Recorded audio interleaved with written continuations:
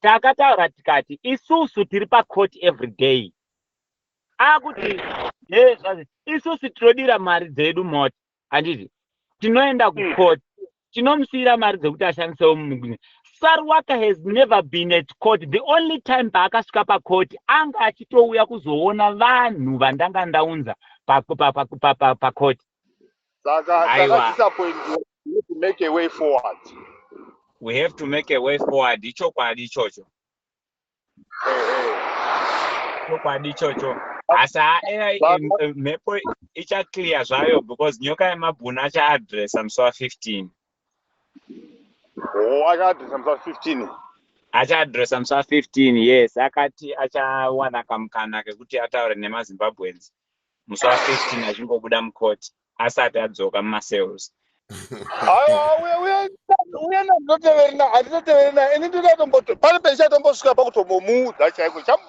Jamuudza zvacho naitombodza mumamashandisa ndoda mutenda ndimbomuudza kuti iwe uri satani iwo. Ndati atozviziva pachena ndinatomumaza ndamuudza kuti uri satani iwo. Kana uida unditsvake unondiwana. Uri satani because haungati zvinhu zvakati wauraya mwoyo yavanhu vakawanda vangani vauraya mwoyo vanga vachibetsera vachizama kuti zvinhu zvinake vachirekera mwoyo wavo wese.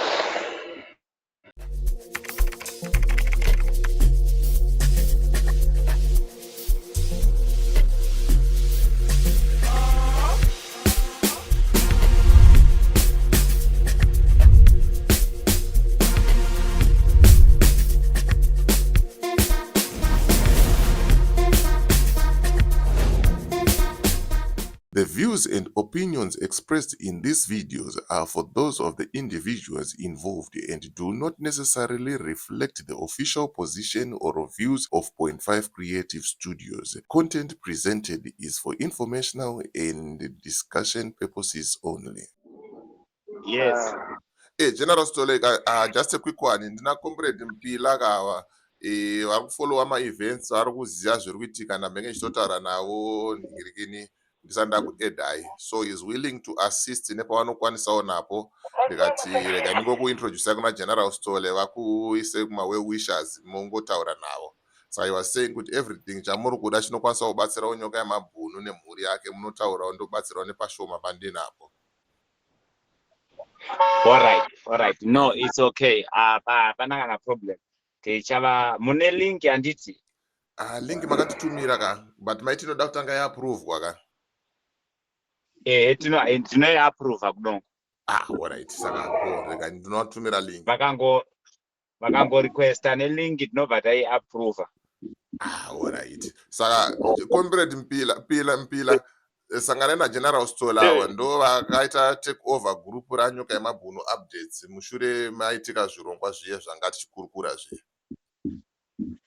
Alright, saka mozondisendera link yacho nadzinobva ndajoin. Aiwa pose kuti ndangoti mungozivana navanhu vari paground since muri kupinda on board. Vastole makadie. Ndinosimba comrade, munosimbawo here nini? Inini ndina nini uri sei upenyu? Aiwa Mwari vari kutichengeta. Kuri sei kwamuri? Ngatingoshinga ndo zvazvinoita in life we have to face the four lights of life, which is failure, suffering, disappointment and death. Those are zvakataisana nazvo muupenyu. Saka disappointment, we have to make a way forward. We have to make a way forward. Ichokwadi ichocho.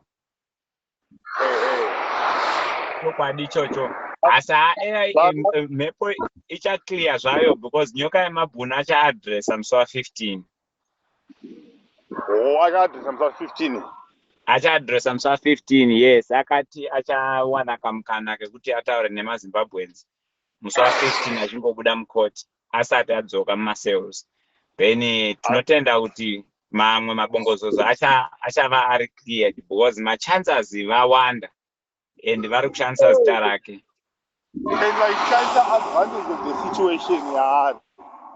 Muri kuona kuti izvezvi vanhu vakutochinja, vakuzara maorganizations ana Zim Revolution nekuba ari kuberekwa out of the followers vevanhu vakatera nyoka yemabhunu. Nyoka yemabhunu anga asingapatsanure vanhu.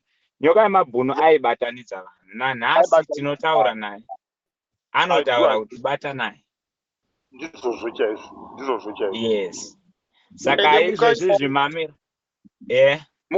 mukanya wangu mufana wangu uya. Handiti. Aiwa Mukanya aiye wangu. hake is in high spirit.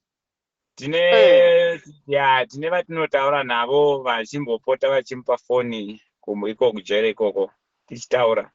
Is in high spirit. Ari kungotaura nyaya yekuti rambai makabatana itai but tinobuda manje. Dambudziko ranga rakungoita ndeuti hapana changa chichiitwa chekuti tipushe kubuda kwake. So ndo pakazopindira nyaya dzese dzazokonzera maconfusions. But hatingabvume kuti vanhu vagaine momentum zvokuti izvezvi muri kunzwa every group vangosaruwaka of which inyaya dzekunyepa dzinenge dzichingoudzwa vanhu. Hatidi zvakadaro. Ngatisunungirei umwe mwana abude oenderera mberi nezvaanga achiita.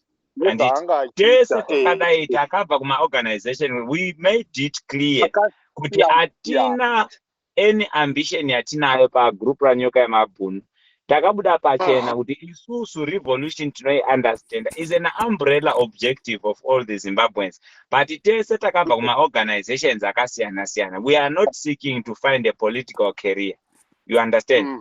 Tiri kutsvaga kuti sununguro umwe mwana amiririre voice revechidiki sezvaanga agara achiita. Ndiye munhu ane voice rakasheka ZANU-PF. Vese ava vakuda kungotora chinzvimbo nekudini. But ZANU-PF yakashekwa nevoice yanyoka yemabhunu.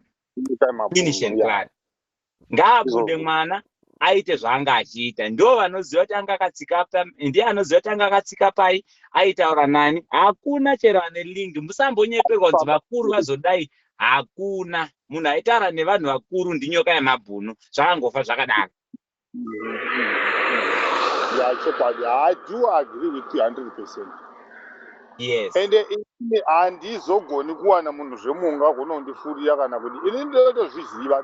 Ndinotova nevamwe vari kuZimbabwe vaitoya kuinbox wangu vakati saka fadai todii ndikati no, ngatirambe tiri pano ndo chaipo pano. Ava vanoenda regai vainda musateerera mhepo. Vari kutozvara Zim Revolution iyo izita rakatotumidzwa last week. Ndichamufumura zvake kana manzwa address yandaita Maxen. Ndichazviisa zvese. Achitotaura ndapuwa advice yekuti ipai organization zita yezvamuri kuita because mukazosungwa munonga machida kuti ma-human rights defenders awe anofanira kuwana muri pasi pezita rinonzi Zim pezita reorganization. Saka tafunga kuti inzi Zim Revolution. Akabuda pachena sarwa. Ndinawo ma-audios acho. Asi kuti tange tisingadi kuti tisenzese that thing kuti tikonzere a lot of confusions kuvanhu. Because it's not about winning the argument. You must win the people if you are a true leader.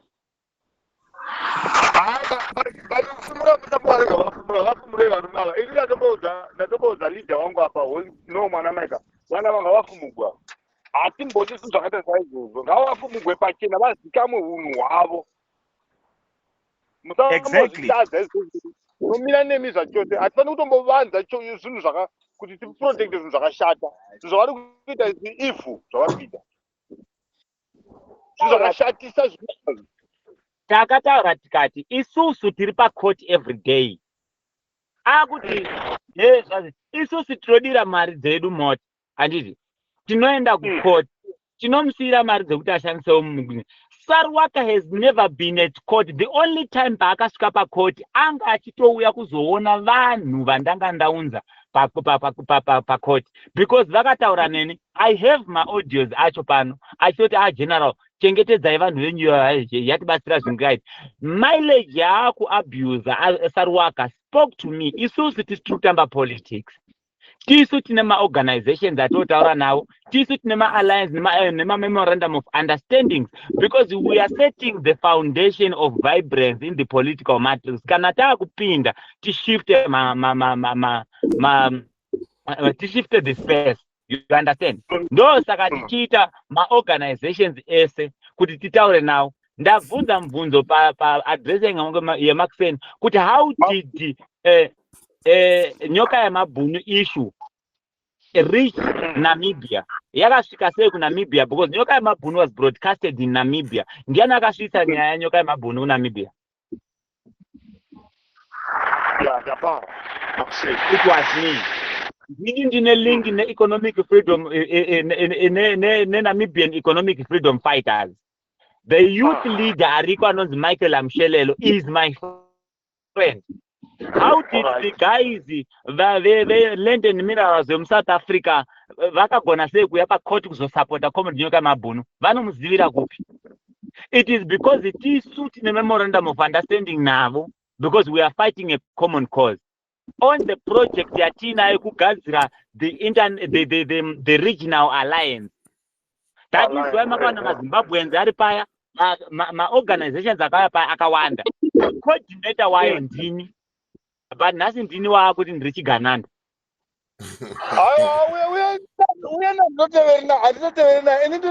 Pane penchatombosvika pakutomuudza chaiko chamuudza zvacho ndaitomboudza mumamashani chandoda mutedza ndimbomudza kuti iwe uri satani iwo ndati atozviziva pachena ndinati mumaza ndamuudza kuti uri satani iwo kana ida unditsvake unondiwana uri satani because haungati zvinhu zvakasiri wauraya mwoyo yevanhu vakawanda vangani vauraya mwoyo vanga vachibetsera vachizama kuti zvinhu zvinake vachibetsera mwoyo wavo wese. So instead yekuti tiwine comrade taakuwina kuti taakuzvara organization because the Muslim revolution ndeyake ndiye author wayo. So uri kuenderera mberi ndosaka ndapa ndaisa paya manzwa kuti ndapaka hindi pichana kuti kana yanyaya yekuprova ndoprova because whatever who is speaking ndinazvo kunoko. I think DJ Holly ndichakutumirai maaudios iwayo mugare muinawo kustudio kwenyu. Ya nditumire. Machinda wangavafumbuka. Ndichitaura naye achiarrange. You understand? Tanga takafara zvikuru kuti chinhu chedu chiri kufamba zvakanaka. Izvo kunotova nevamwe vanotova nemweya wavo wekutomuvha maagenda avo.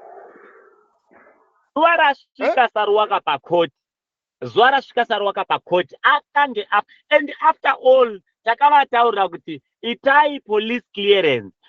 Tiri kuunza makwandam anenge aine vanhu pakoti. Kuti vazoita a solidarity march but please do the clearance. Akandisira message akati no ma-admins ari kufambira nyaya. Ipapa patakatozoita kuti vanhu chipatsa vamwe garai mudzimota menyu vamwe chiendai pakona mongoimbawo zvekungodai because clearance haisi kubuda. Saruwaka and the team kudai vanhu vakasvika vachiita protest tisina kuzocoordinata kuti pave neorder. Vanhu vakapera kusungwa vese pakoti. Zuva razorohwa ziganani. Ndo zuva raaiadresa ndinayo adresi yake pano kuti tatozouya. Ndo pakazonzi Gambagwe ngaabve chini. I was following. Exactly. Pakazonzi Gambagwe ngaabve pano Gambagwe akatobva atosuma haana kumboita nharo. Exactly. No. The guys who were there, the guys who were there are my people. You understand? Vanhu vataka ndini ndakavaunza inini. Through my organization 3 andakasenzesa ipo paya havana kutozouya vese because mari yakazenge ichishota yekuti vamwe mataxi nechinhu zvezve tikati no vangouya ndivavo. It's fine. After all it is a court session.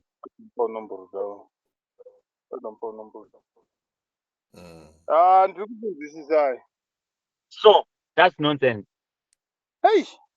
Isusu toda kuti comrade nyoka yemabhunu ngavabude mujere voita zvavari kuita. Kana tichivaka revolution, let's build that revolution based on the spirit of understanding on what we need to do. Pasina wakambunyikidzwa tiri pamwe chete. Exactly. You understand? Saka hatina problem nazo zvavari kuita. Ndo zvavari kuda kuita ivo but isusu we are fighting kuti comrade nyoka yemabhunu ngavabude. Votora limelight yavo.